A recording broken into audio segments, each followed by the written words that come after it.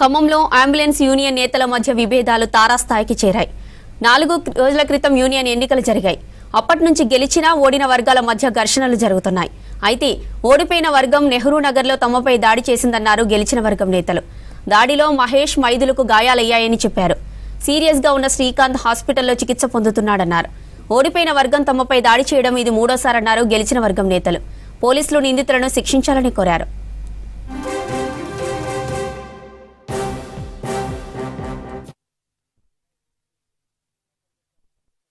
పిలిచి మాకు లోపల కూర్చోబెట్టి ఒకే 15-20 మందిని తీసుకొచ్చి మా అందరికి కొట్టాడు. నాకు మా వైస్ ప్రెసిడెంట్ కొట్టాడు.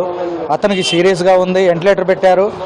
అతను సావు బతుకులు కొట్లాడుతూ ఉండు, మీ ఇంటికి వస్తా, నరుగుతా, అందరిని చంపేస్తా, మీ ఫ్యామిలీ అందరిని లేకుండా చేస్తా అని గత 3-4 నెలల నుంచి నేను ఎప్పుడు ఎన్నికయ్యానో అప్పటి నుంచి నా మీద నిఘా, అంటే అందరి మీద. మేము ఏసీపీ గారికి కూడా ఇచ్చాము కంప్లైంట్. ఏసీపీ గారు మాకు న్యాయం చేయలే. 2000 సిఐ గారికి ఇచ్చాం, 1 టౌన్ సిఐ గారికి ఇచ్చాం, అందరికి ఇచ్చాం. డిపార్ట్మెంట్ తరపు నుంచి మాకు న్యాయం జరగలేదు.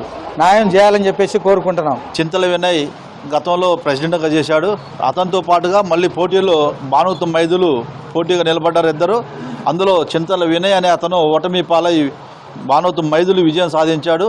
అది జీర్ణించుకోలేక ఆ రోజే గొడవ చేయాలని చూసిండు వినయ్, కానీ కుదరలేదు. పోలీసు బందోబస్తు ఉండటం వల్ల కొన్ని రోజుల తర్వాత మళ్ళీ మా సోదరుడు తరపున ఆయన మీద కూడా కొంచెం దాడి చేశాడు. దాన్ని కూడా మళ్ళీ కవర్ చేసి చిన్న విషయంగా దాన్ని వదిలేశాం. మళ్ళీ ఈరోజు పాత లెక్కలు యూనియన్కి సంబంధించిన పైసలు ఉన్నాయి.